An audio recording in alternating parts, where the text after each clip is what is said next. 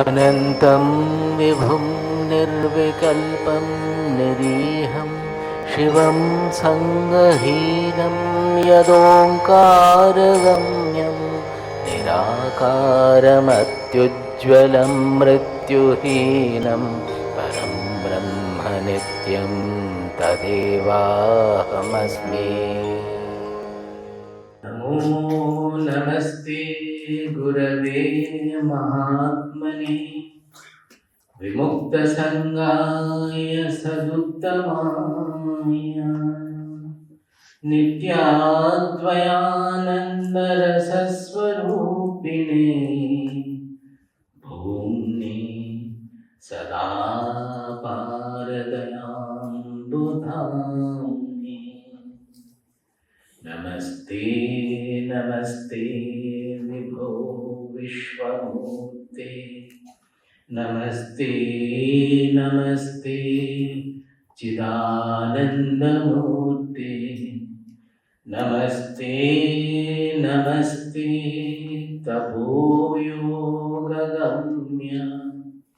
नमस्ते नमस्ते श्रुतिज्ञानगम्य नमस्ते नमस्ते तपोयोगगम्य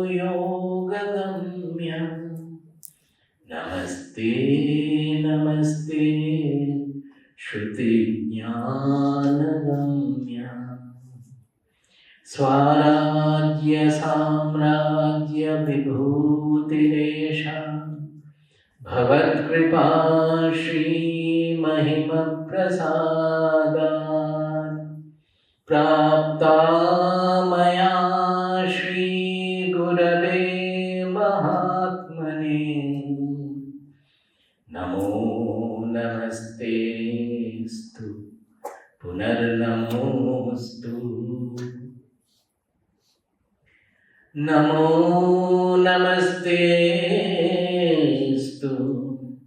पुनर्नमोस्तु नमो नमस्तेस्तु पुनर्नमोस्तु नमस्तस्मै सदैकस्मै कस्मै चिन्महसे नमः यदेतद्विश्वरूपेण राजते गुरुराजते यदेतद्विश्वरूपेण राजते गुरुराजते।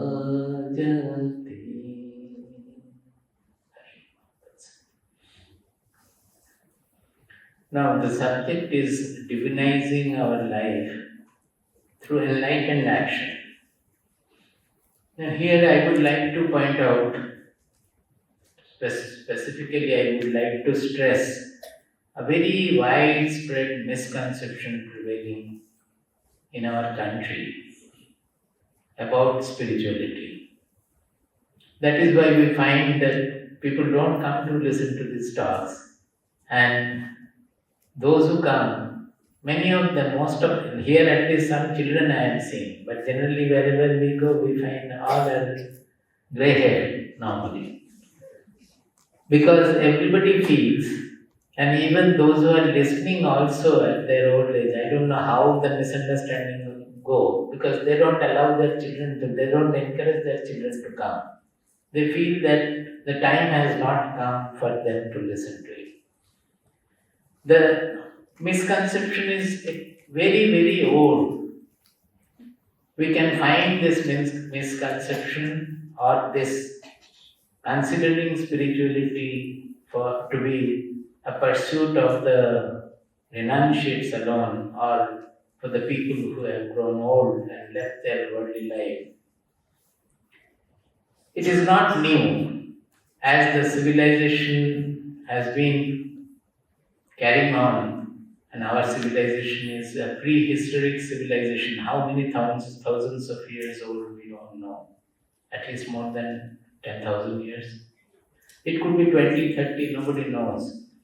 And as far back we know, Bhagavad Gita is a later scripture where it is saying that whatever is there in the Upanishads, it is based on that. That means Upanishads were there much before that, at least 10,000 years ago minimum.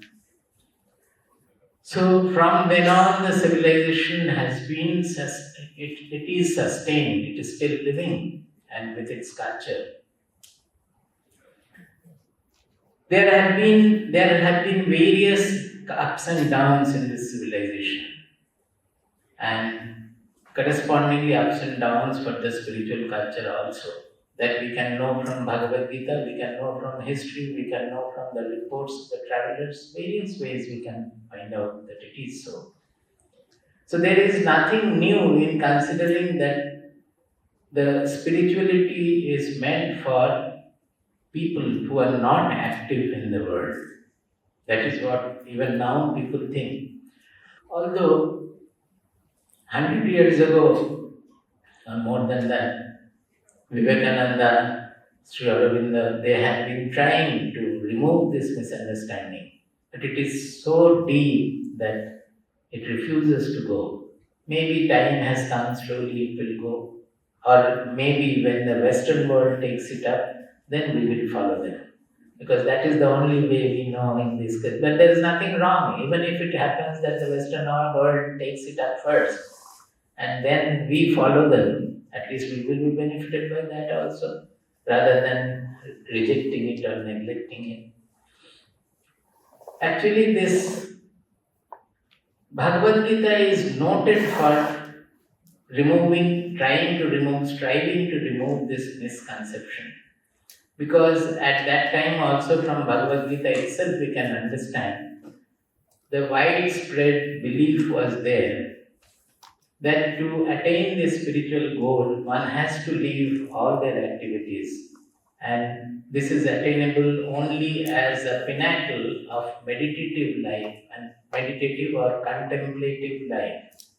The spiritual goal of self-realization is available only as a pinnacle of meditative and contemplative life. So with activities, it cannot be harmonized. And even now we find that people constantly ask how to devote time for spiritual sadhana.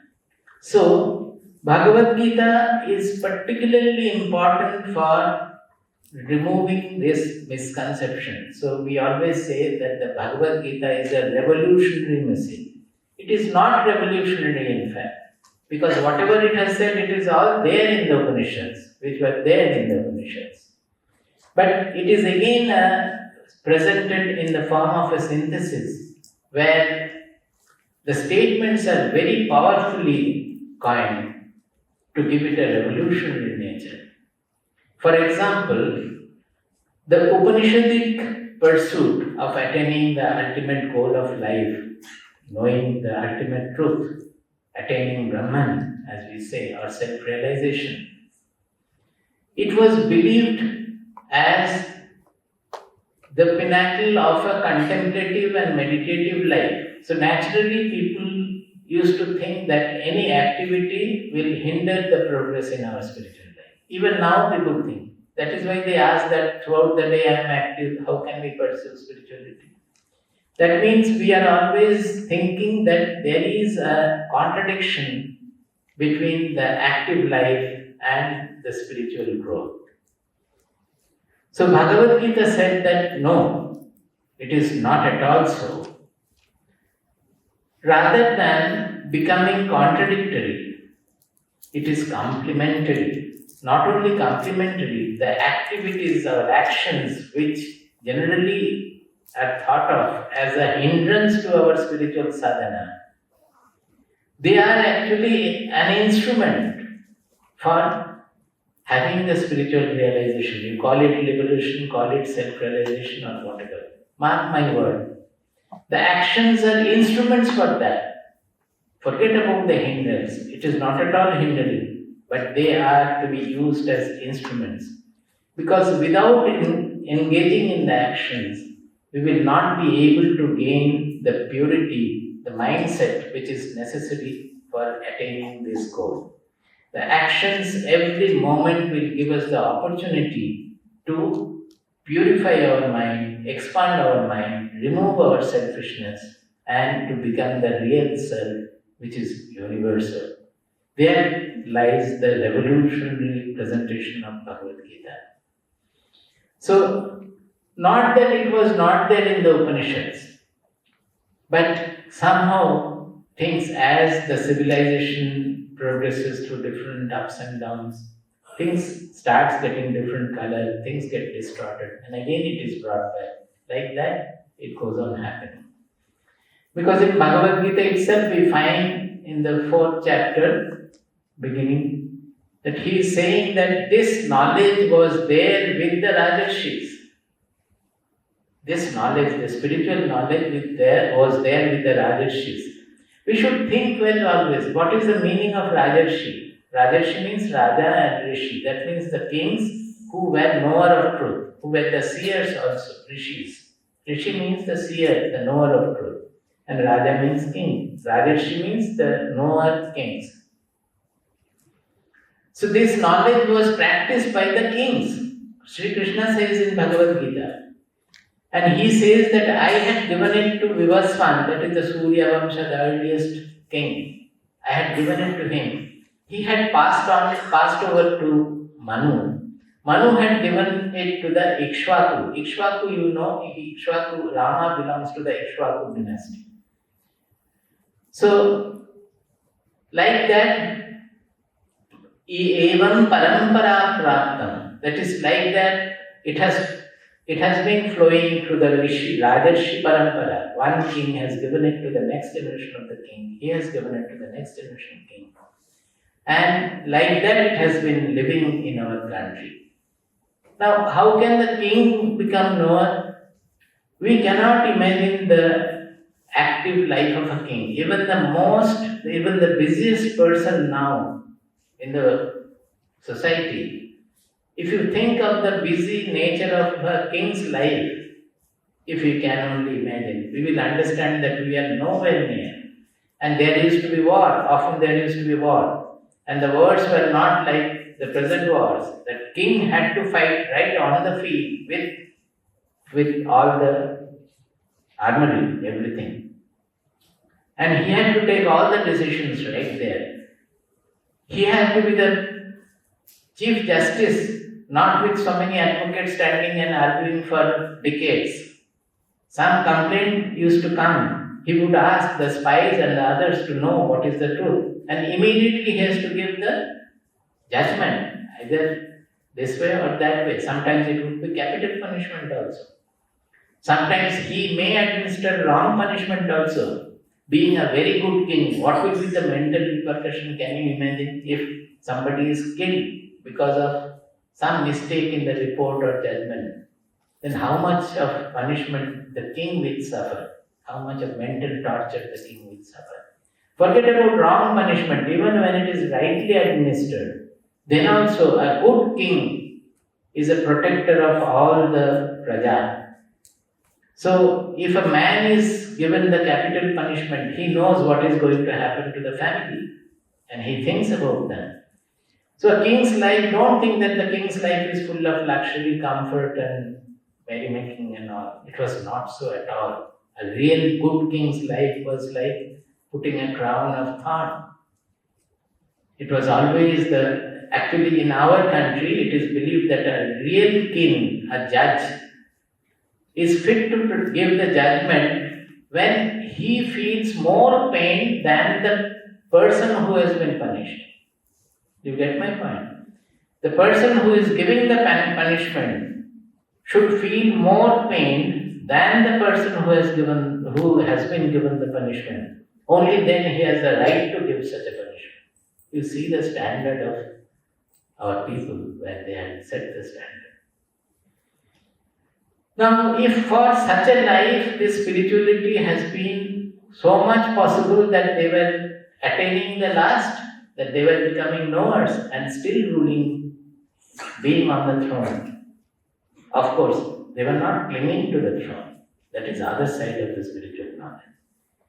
That after they are 45 or 50, they would find out a proper inheritor, the next king. If he does not have a proper son, if his son is not an honest son who can take up this burden of kingship, he would find out from somewhere else and he would groom him up and leave the kingdom on him before he walks off for the parivrajana, becoming a vanaprasthi or a sannyasi. That is because of this impersonality they could rule the kingdom so well. So Bhagavad Gita says that it was there with our Rajarishis and it was flowing down from one king to the other king. But sakaleneha mahata yogo nashta parantapa. But because of time, some of the kings became diverted by the powers of kingship, and they lost this knowledge. They did not look for this knowledge anymore. They became a different kind of kings. And as their number increased, this knowledge became very much not available to the people anymore. So Bhagavad Gita itself speaks about this history, that often this knowledge had gone away from the active people and remained only with the saints and rishis in the forest dwelling or in the hermitage. It has happened. But you cannot say that this knowledge is meant only for the rishis in the hermitage. It was very much used by the most active and the busiest persons of the world. Also the astronomical scientists and all. But the scientists in the subject, in the field of the subject, that is, initially they were looking into the wide world, trying to find out where from this universe has come, how is it running, is the cause traceable anywhere? Then through logical analysis, they understood that the cause of this objective universe is not to be found anywhere in this objective world. It must lie somewhere within us. Let us try to find out where it is. Who am I? Who am I looking at the world? What is the meaning of this world and how my perception is working? Is there definitely can we say that our perception is true or there is something beyond? So they started looking within. In Shvetashvatara, it is said that the students of Brahma Vidya, they analyzed and they could not find a truth which is independent of everything, which is absolute. Outside they could not find even time, space, causality. No, everything is dependent on our perception, dependent on us. Then can it be the I who am looking at the universe?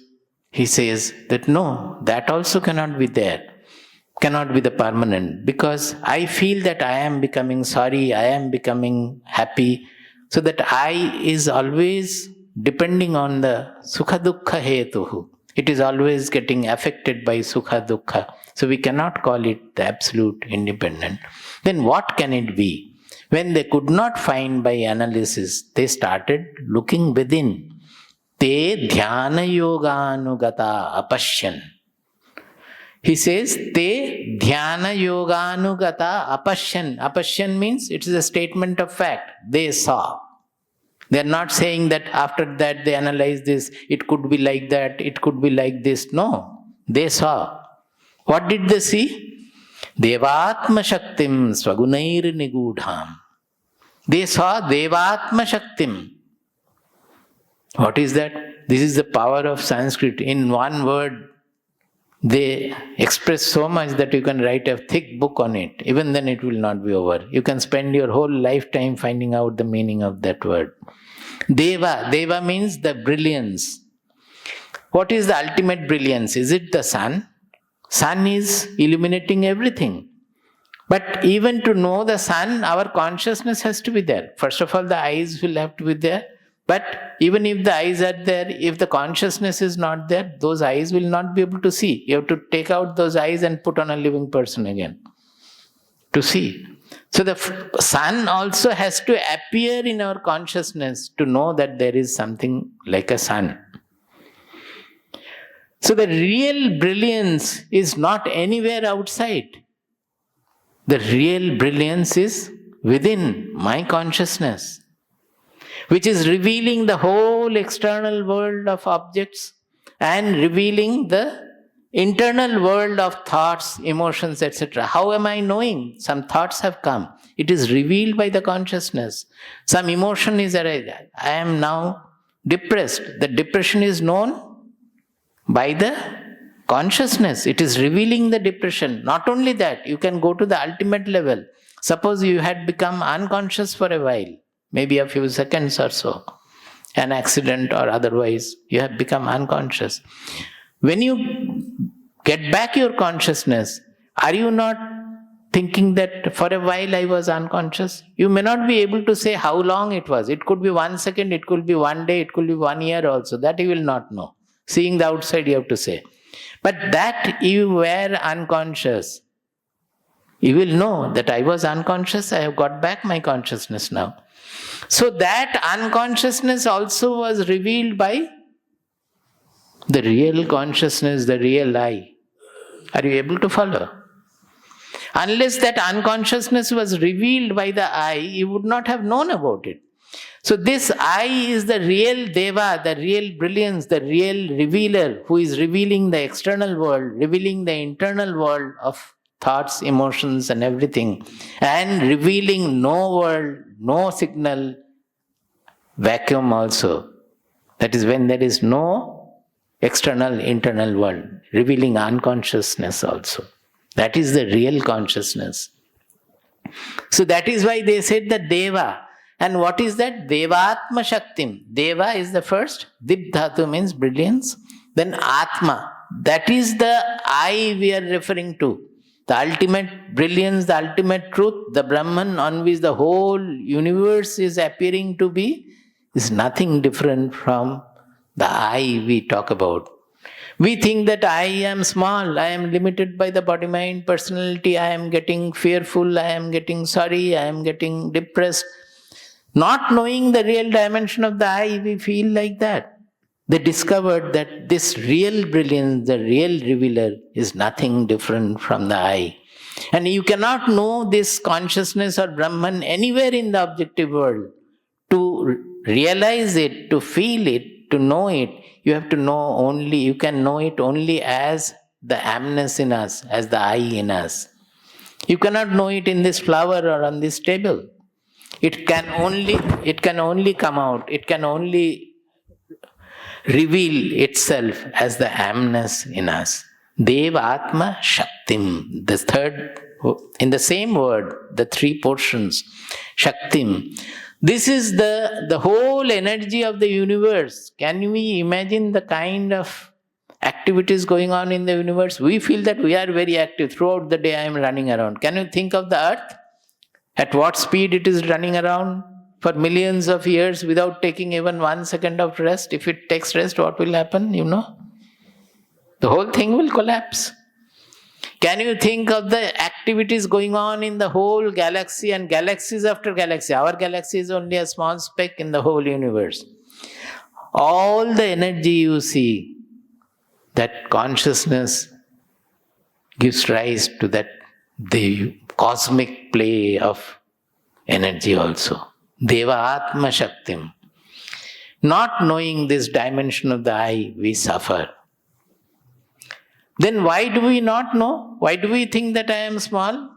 Swagunair Nigudham. Because this great truth, the consciousness, it is hidden from us by its own manifest gunas or qualities or modes, you can say. Generally we say Sattva, Rajas, Tamas.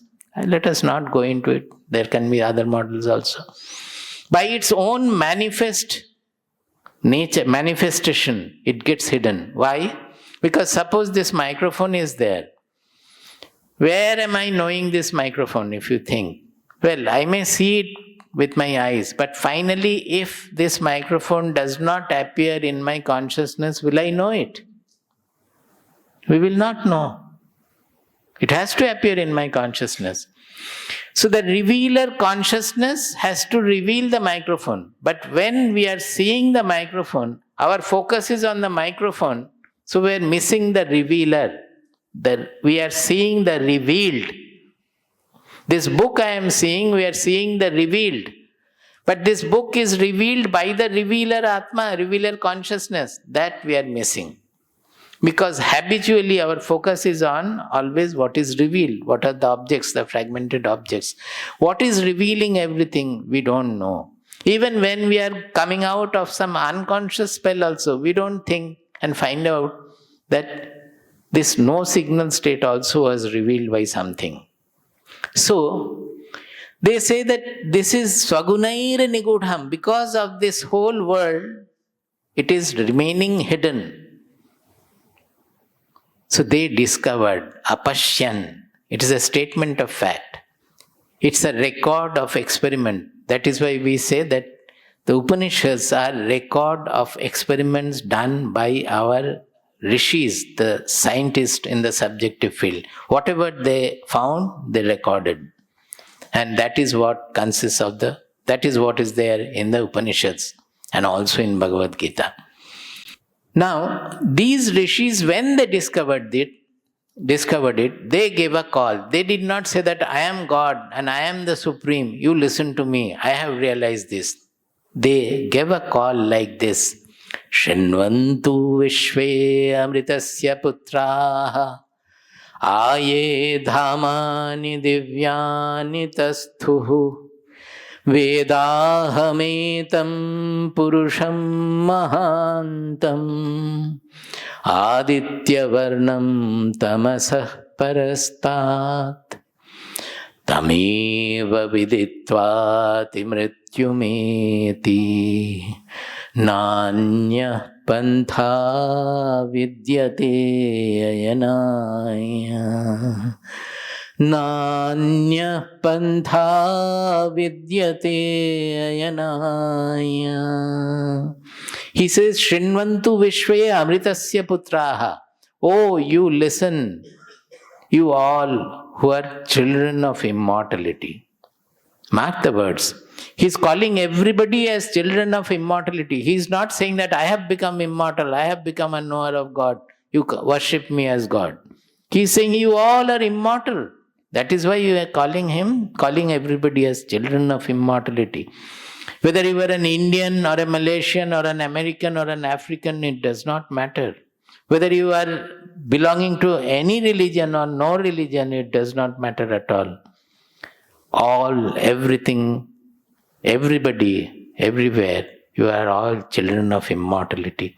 Because you are immortal, but you have forgotten that. He says that, listen, you all residents, denizens of the earth, not only the denizens of the earth. Aye dhamani divyani tasthuhu. Even the devas, if devas are there in the heaven, for them also it is a declaration because they also do not know that they are immortal. Otherwise they will be liberated. Devas also, you all hear. Vedahametam purusham mahantam. I have known that great Purusha. The great Purusha, not the small puny Purusha, limited by the body-mind personality. Purusham mahantam. Adityavarnam tamasah parastat. He is like brilliant like the sun, not the material sun. When the darkness of ignorance goes, tamasah parastat, beyond the darkness, that means beyond the ignorance. When the ignorance goes, it shines like the sun, the brilliance of the sun. Tameva viditva atimrityumeti. Knowing him alone, one can cross over death. Not the bodily death, but realize that he is immortal in his essence. Nanya pantha vidyate ayanaya. There is no other way you can get relieved from the smallness you are suffering from, the mortality you are suffering from the limitedness, selfishness you are suffering from. So, this is the call of the Upanishads. Now, it might be necessary that for some time one has to have a dedicated pursuit to realize this truth. But shall I ask you, in any field, if you want an excellence, is not a dedication necessary? at least for some time? Is not one pointed dedication necessary? What about the scientists? What about the musicians? What about any great, excellent person in any field? Are they not throughout the day dedicated to a pursuit? That is same in this also. For some time you have to be one-pointed. You have to leave everything to go into it and attain its final goal. But that does not mean that until you have known, the whole thing has to be kept away. Then it will never come. It has to be practiced as presented in Bhagavad Gita. Every day, every moment, through all our actions, through everything we have to pursue it. And then only the mind will slowly expand, slowly become purer, purer, purer. And one day, you don't have to really contemplate. You don't have to meditate. One day, meditation will grip you and you will be lost in the truth. It is wrong to say we meditate, we meditate, we meditate. Such meditation never will become successful. The real meditation one does not have to do. It happens. It grips you and it takes you to your essence. It is like suppose somebody has learned quite a lot of music. He is singing every day, but somehow he is not satisfied. He is not able to find the real joy in it. He has learned quite a few ragas, many ragas. He has learned a lot of ornamentation, everything he does. But somehow his heart is not fulfilled by singing. Suddenly one day, one Shruti he touches and he finds that his whole being has melted. He has got merged in that sound. There is no ornamentation, nothing, just in one sound. He has got completely merged, lost in it. He discovers that the real music is right within himself, right in the consciousness, right in the silence, in the cosmic silence, in the individual silence lies the real music. And once he discovers, he remains in tune with that. Like that, we practice and strive to touch that tune, to get in tune with the infinitude. Our tune is the tune of infinity. We try to tune ourselves with infinitude because our mind, our emotions, our everything has become small by constantly interacting with small things, fragmented things. That same personality has to get in tune with infinitude, with limitless silence. How can it happen unless we do it right from childhood? So Bhagavad Gita 3rd chapter presents exactly that how this sadhana has to be done every moment, in every action, and how all the activities, instead of becoming hindrance against this sadhana, hindrance for this sadhana, will become an instrument taking us to the ultimate goal. I will start with the 3rd chapter. Do you have Bhagavad Gita? Some of you have, no? Would you like to chant following me? 3rd chapter, 1st verse. Jyayasi chet karmanaste mata buddhir janardana tatkim karmani ghore mam niyojayasi keshava. Jyayasi chet karmanaste mata buddhir janardana tatkim karmani ghore mam niyojayasi keshava. Now here we find a support here that Arjuna also was suffering from the same misconception. That To attain this, one has to leave all the activities and take to the forest, take to begging, take to sannyasa. So when he was right in front of the army, opposition army, along with his leading his own army, and he found that his own grandfather and the most beloved grandfather and the most respected teacher he has to fight in this war, he crumbled. He thought that I am going to do a great sin. In the first chapter, 44th verse, his confession is there. He says, Aho bata mahat papam kattum vyavasita vayam yat rajya sukhalovhena hantum svajanamudyata. He says, oh, we are out to commit the greatest of the sin. Aho bata mahat papam kattum vyavasita vayam. What is that? Yat rajya sukhalovhena hantum svajanamudyata. That because of the rajya sukha lobha, I want to bring your focus to only these three words. Rajya sukha lobha. That we are going to kill our own people, including my own beloved grandfather and my own respected teacher from whom I have learnt archery. We have to kill them. For what? For rajya sukha lobha. This was Arjuna's mindset. He was thinking that he was going to fight the war for his greed for kingdom, thinking that kingdom will give him happiness, and the lobha, the greed for that happiness and comfort of the kingdom, because of that he is going to fight this sinful war. You have to mark where his mindset was. He was selfish. He was thinking of his own gain. He was thinking that by winning the kingdom, he will have lot of comfort, pomp and grandeur, and he will be happy.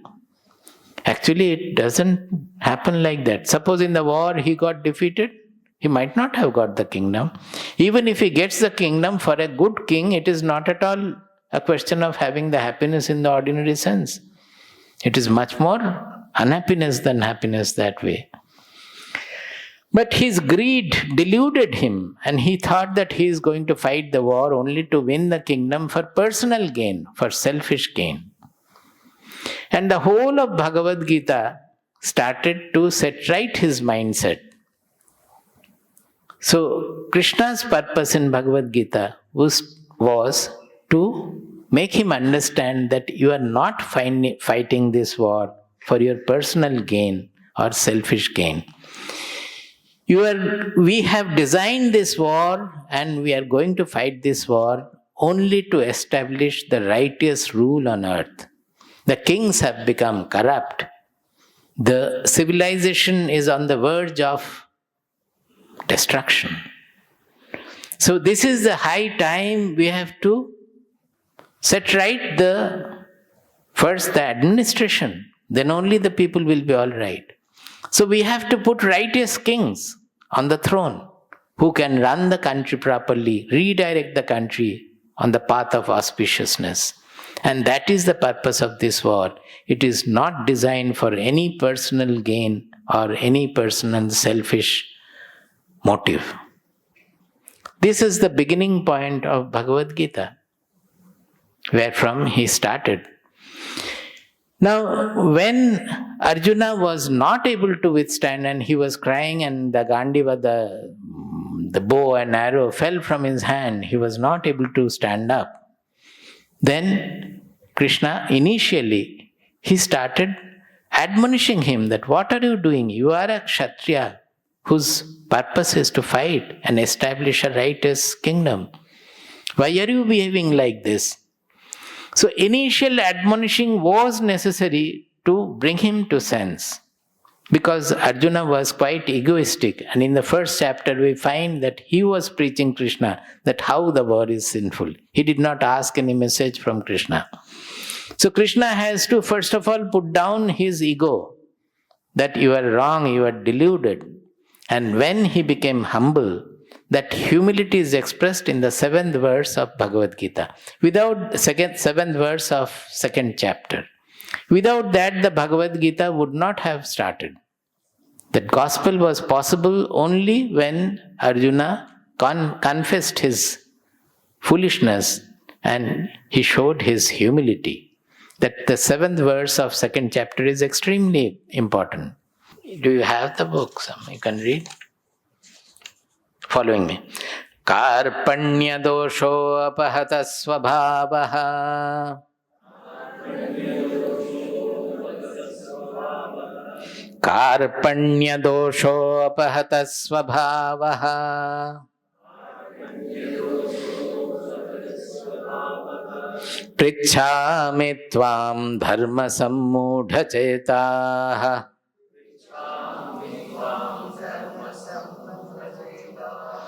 Yat shreyasyan nishchitam bruhitan me.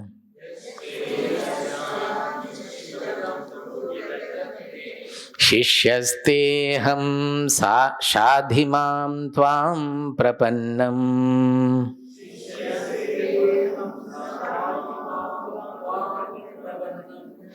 He says, Karpanya doshaha upahata svabhavaha. Prichhami tvam dharma sammudha chetaha. He says that I am, it is a confession from Arjuna's side, I am dharma sammudha chetaha. Sammudha means samyak mudha, not only mudha. That means I am absolutely deluded about dharma. What is dharma and what is adharma? What is moral and what is immoral? I have got absolutely confused about it. Prichhami tvam, that is why I am asking, O Krishna, because I am absolutely confused about dharma and adharma. Why am I confused? Karpanya doshaha upahata svabhavaha. I am overwhelmed by karpanya doshaha. Karpanya doshaha means it is coming from Kripana. Kripana, you know, miserliness.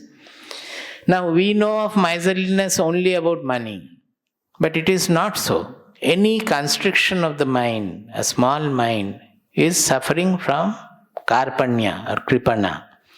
Actually, that kripanata will go only when we know the truth, which is all-pervading, one, transcendental. When we know that I am universal, I am not limited by the body-mind personality. So that is the last constriction which has to go. So till then, we are all kripanaha. Actually, in Chandogya Upanishad, it is beautifully stated, Yo va etad aksharam gargi aviditva asman lokat praiti sa kripanaha. Why did I read it? To define the kripanaha, which is appearing in the 7th verse of 2nd chapter. He says, Yo va etad aksharam gargi aviditva asman lokat praiti sa kripanaha. Aksharam means, kshara means whatever is changeful. Akshara means unchanging. Whatever is changeful is within causality. Causality means change. The cause is giving rise to effect. It is a cycle, cause and effect change. Anything that is changeless means it is beyond causality, beyond the causal universe. In this objective universe, everything is related by causality. The absolute truth cannot be causal, because then again it will be within the objective universe. So to go to the absolute truth, we have to reach the Akshara, the unchanging, which is the substratum of this huge changeful universe. All these changes are going on this canvas of unchanging truth, Akshara. Just like the clock hand is moving over the dial remains fixed. Otherwise, no change can be seen.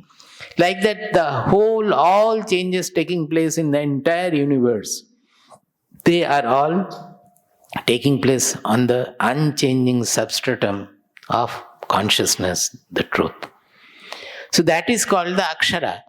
Yajnavalkya told Gargi, Maitri, it is not Maitri Sambhada, sorry, I made a mistake. It is Gargi, it is much after that, again I think it is in Janaka Sabha, Raja Janaka, who was again a Rajarshi. In his palace, during a conversation, many people are asking questions to Yajnavalkya. It was a big sabha where Janaka wanted to know who is the greatest Brahmajna, who is the greatest knower of self. Nobody will say that I am the greatest knower of self. Janaka said that one who is the greatest knower of self, to him I will give, I have kept here the milk cows, some 1,000 milk cows or 10,000 milk cows and so many other things. It is meant for the greatest knower of self. I have kept it, I will give it to him. Nobody could say, because who will say that I am the greatest knower? If he says, he will become a fool, because there is no question of greatest knower or anything. So nobody uttered anything. Everybody kept quiet. Then finally Yajnavalkya got up and asked his brahmachari to take away all the cows to his ashram. To the hearing of everybody, he said that, oh, you take the cows and all to my ashram. Then many got up, that how do you claim that you are the greatest knower? They crossed Yajnavalkya, that you are asked. He said, no, I have not claimed anything. Nobody is taking, nobody is interested, so I have asked them to be taken to my house. But others said that no, but before taking them, you have to prove. You have to answer all our questions. There are so many people. So one after another, they go on asking. It's a beautiful, wonderful conversation. All kinds of questions have been asked by brahmacharin, by lady sannyasins or bhikshukis, every bhikshunis. So many people have asked so many questions. There, Gargi, who was also a Brahma Vidushi, she had asked the question. So it is in reply to that, Yajnavalkya replied that the Kripana is one who, without knowing this Akshara, leaves this world. He is a Kripana. So all of us are Kripana. If we don't know the truth and leave this world, then we leave the world as Kripana only. So the only way to overcome our Karpanya or our constriction is to know what is that Akshara. But Arjuna is receiving part of it, but again getting into confusion. That goes on chapter after chapter. Today the time is up. Tomorrow I will start straight away from chapter 3, where Arjuna's confusion is spoken of. Then we have to get back to chapter 2 again to understand what is this Bhagavad Gita Yoga, what is this enlightened action, what do we mean by enlightened action. That is defined in chapter 2 towards the end, and then we will go further in the chapter 3.